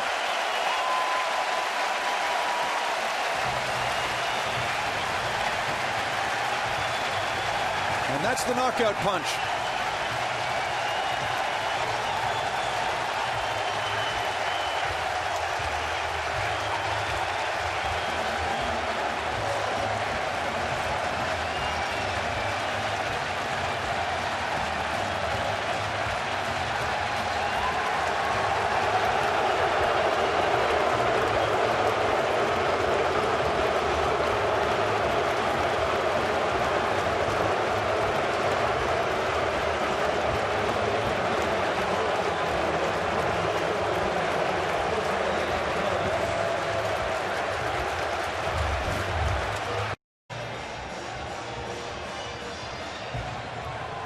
Well, you flew into Calgary to boo A.J. Burnett. You got your chance. He lasted 7 2/3. Well, that's hardly flattering. And they do trust in Cito, and rightly so.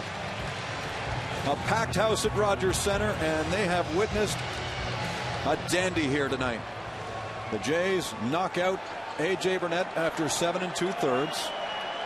They gave up 5 runs to this point on 7 hits. Scott Rowland at first is his responsibility, as right-hander Jose Veras comes in relief. Veras is a big man, 6'5", 236, age 28, from Santo Domingo in the Dominican Republic.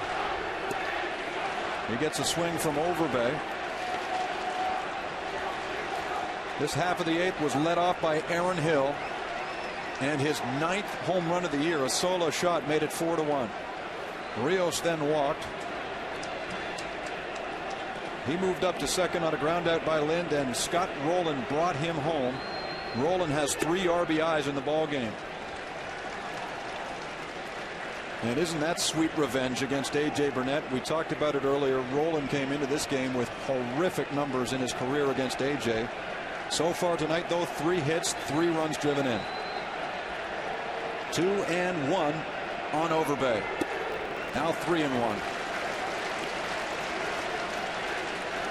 For the most part, this Yankee bullpen has been terrible in the early going.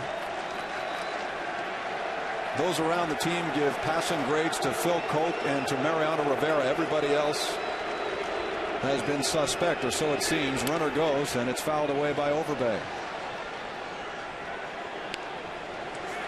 Well, they're missing Bruni. They're missing a couple setup guys to be able to get to Mariano Rivera. Phil Koch has filled in all right. He's been a guy that Joe Girardi's been able to go to and rely on in that 7th, 8th inning type guy. But everybody else, he's been having to mix and match and really go with the hot hand.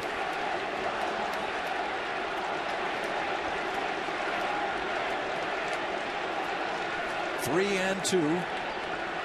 Here's the payoff, and that's taken foul as well. Well, this is a statement game, and if it ends up like it is, here's the statement.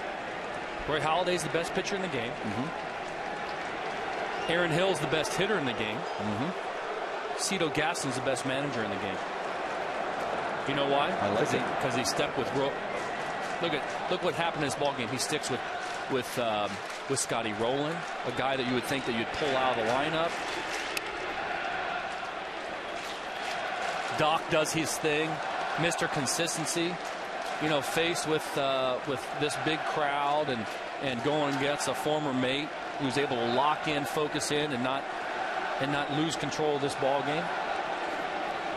And Aaron Hill is just not missing any pitches right now. Fastball up at 90, he's able to get on top and hit his 9th home run. This one popped up, heading for the seats, and out of play. Is that being too dramatic for you? Are you with me on that? Well, in fact, can I add one? Yeah. The Blue Jays are the best team in the game, because a win here tonight would push their win total to 23. And nobody else in baseball can make that claim, because right now the Dodgers are in Philadelphia and losing.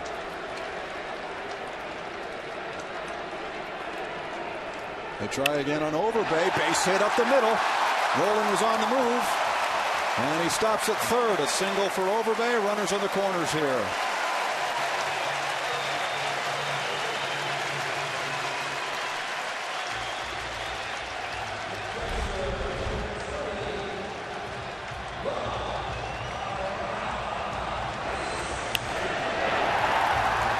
Scotty Rolen moving on the pitch, able to go to first and third very easily.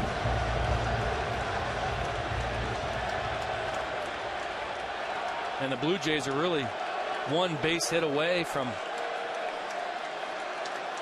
letting this game get out of hand.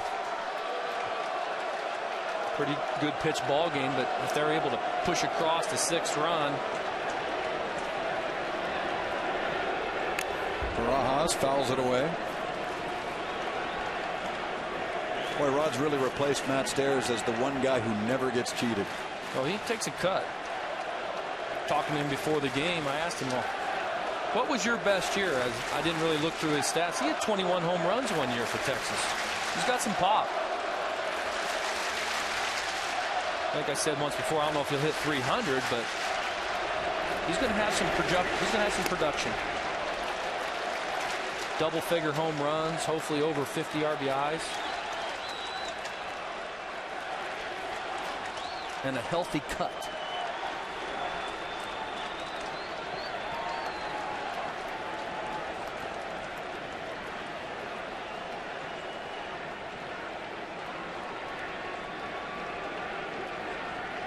The 1-1.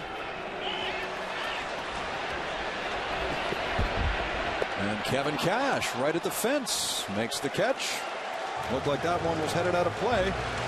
But that one ends the 8th inning. An inning in which the Blue Jays scored twice, including a home run by Aaron Hill, and they send Burnett packing. 5-1 Toronto.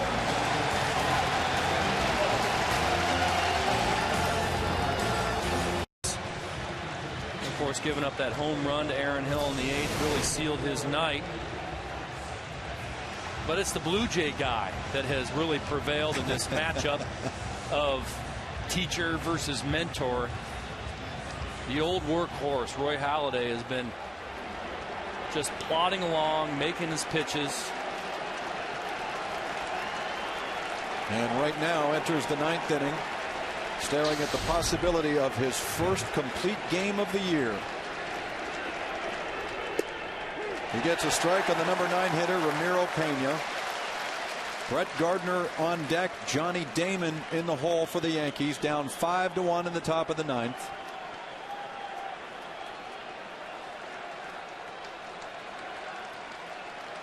Doc's pitch count an efficient 90 with the next one. And there's a rip to right field, and Pena, the number 9 hitter, is on as he heads for second base. A leadoff double.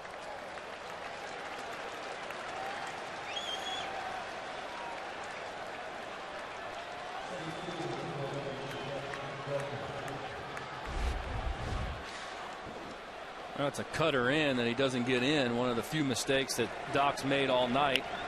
Pena looking in, steps in the bucket, and hits a double down the line. I'll tell you what, this, Jamie, the Yankees are going to have to score 3 more runs before they, or 4 before Doc's coming out of this ball game. Yes, we saw Scott Downs up and warming earlier. And the first thing that went through my mind was there's no way they're taking Doc out of this game. I don't think so. I mean, if he gives up 2, maybe 2, 3 definitely, but he's going to have to give up a few runs before he's out of here. He's going to see those going to go with him. Here's the leadoff man, Gardner, 1-1. Brett tonight is 0 for 3. He has grounded out on 3 occasions.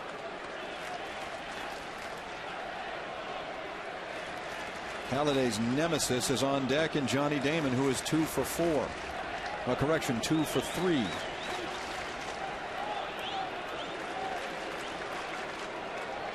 Well, get used to these kind of matchups. The Blue Jays play 54 of their remaining 128 games against their top 3 divisional rivals. As the ball is popped up behind second base, out goes Scutaro, and in comes Wells. He made it look awkward, but he gets the job done. 1 out. Commentator clothing is provided in part by Z Zenya. Statistical information provided by Stats Inc.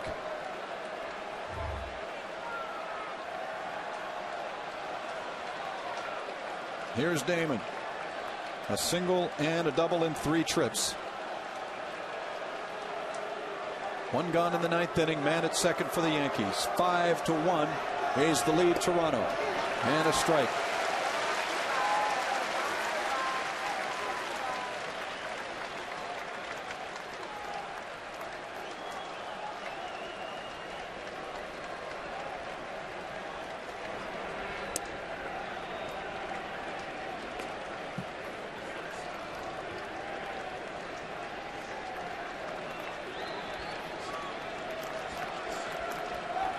Halladay has put on a masterful performance so far. Here's the 1-1 to Damon. A swing and a miss.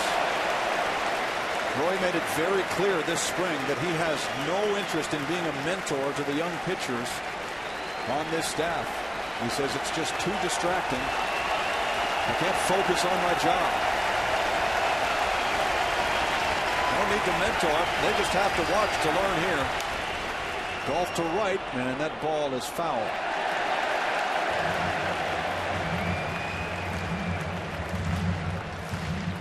But look, there's plenty of guys in the game that want to offer words of advice and put your arm around you and say, hey, youngster, this is how you're going to do it. But in my opinion, and the opinion of a lot of players, is actions speak louder than words, and Doc is an all-action guy. Just watch me, and I'll show you the way.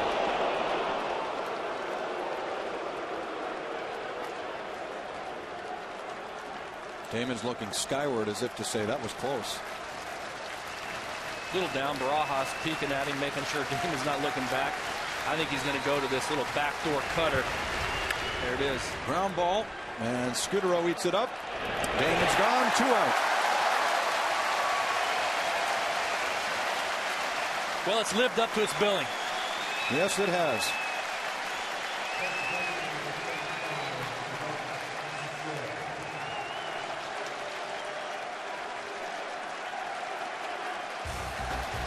After the game, Sportsnet connected. Sean McCormick and Martin Guard are standing by. Lots of reaction from the locker rooms here. We'll see it then. Right now, we're zeroed in on Roy Halladay. 1 out away from his first complete game of the year. And look at him. Did you see that reaction? Thought he should have had a strike there. Classic Halladay. He missed it. Oh, he's game face to the very end. He's not going to crack a smile until this last out is recorded.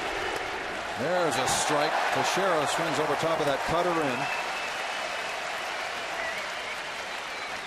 Well, I'm just glad he pitched a good ball game so I can talk to him tomorrow.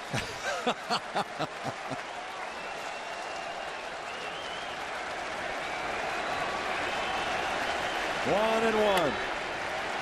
And now 1 strike away.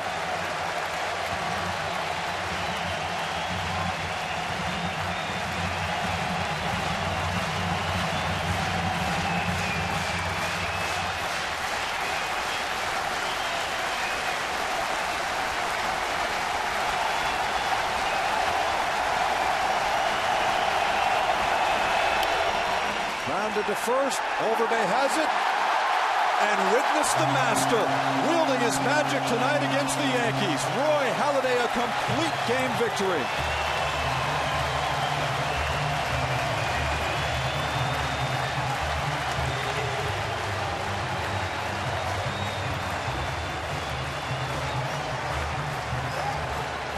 Hey, Darren, there's that smile. There it is. It took him 9 innings. Yes. That last out was recorded. Now he's relaxed. Look at how that you can just see the tension off of his face where he's just, I did it. I did my deal. Made my pitches. He's just a workman out there. Such a professional when it comes to your craft of pitching. Big hits tonight by Scott Rowland. Not that it means much to Doc, but Halladay versus Burnett tonight. One locks